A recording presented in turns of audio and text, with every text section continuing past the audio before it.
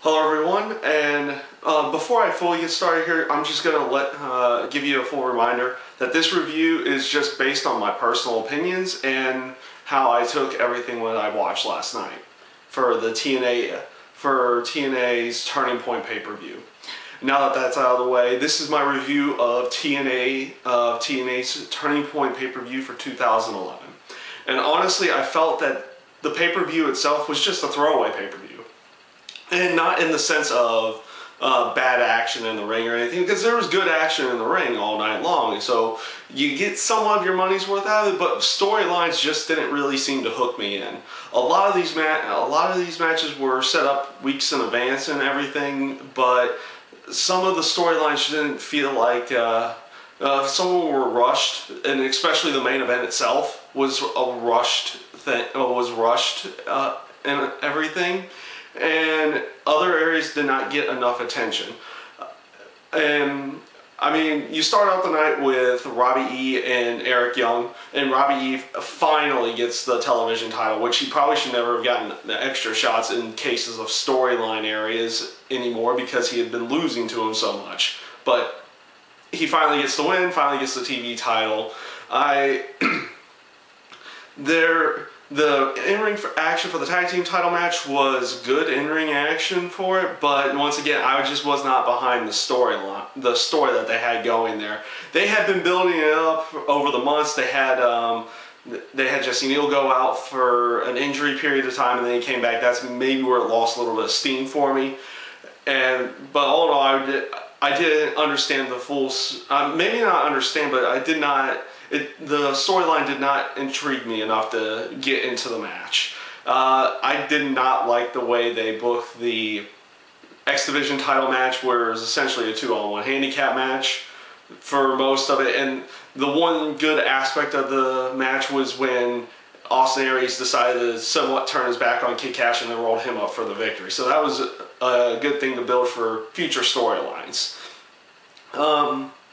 The Bully Ray and Scott Steiner versus Mr. Anderson and Abyss was rushed in my mind. I mean, you had Bully Ray and Mr. Anderson pretty much in a feud already, but they added to the feud by putting Steiner and Abyss in there, and it felt like it was a little bit rushed. But then they're going to be having Abyss going after all of Immortal as it is here in the near future, so maybe that's just a way to build up that storyline in there.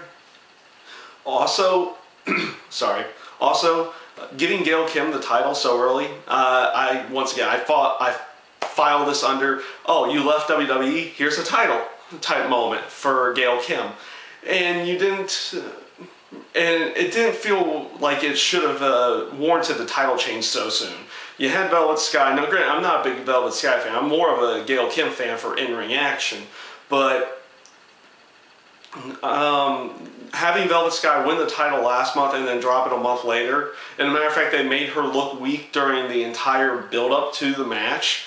This was a good moment to make her look a little bit stronger and then possibly give Gail Kim the title the next month or something within the next month in that area. But they decided to go the route of overbooking the match and then having the title change hands right then and there. I didn't think it was a necessary time for it, but that's on my own personal opinion. So after that, also I did not like how they booked Jeff Hardy and Jeff Jarrett. It was essentially Jeff Jarrett got himself pinned 3 times within a 15-minute time window. You had the first match where he just gets a twist. Jeff Hardy just hits a twist of fate and pins him right away, and you had another match where he gets caught going in for a figure 4. It gets rolled up, and after the restart gets caught again there for the second time. He goes ahead and hits him with a chair, drags him back into the ring, forces the referee to do a third match, hits the stroke. He's going for the count and then gets rolled up again and then covered for a third time. Now granted, you don't need, it's really hard to make Jeff Jarrett look weak in most aspects now, but it just does not look good for this storyline here. I don't think you could almost not take Jeff Jarrett seriously in the storyline after he gets pinned 3 times in one night by the same guy. This leads me on to the main event, which was AJ Styles and Bobby Roode.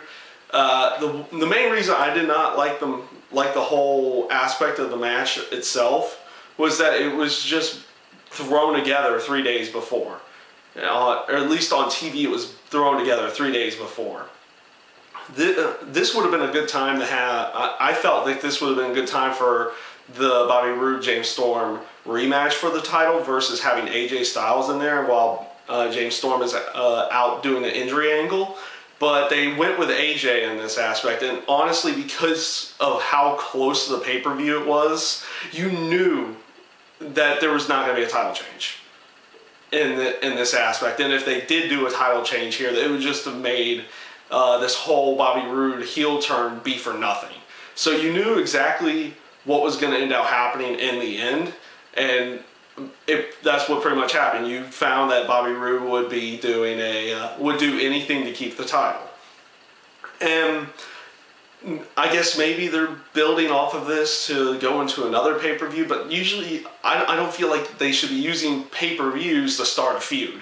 They should have been starting this feud beforehand. And yes, he's feuding with Fortune, but they should have started the AJ Styles portion before the Impact, before the pay-per-view.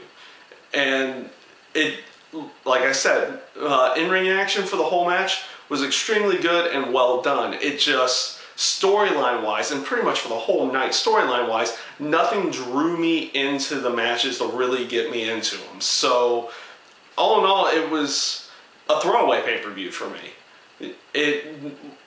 You had good in-ring action, but you didn't really have anything that would get you into the actual stories that was going into the matches themselves. So, all in all, throwaway pay-per-view for whomever did watch it and like it. Good for you. This was just my personal opinion, and thank you guys for watching.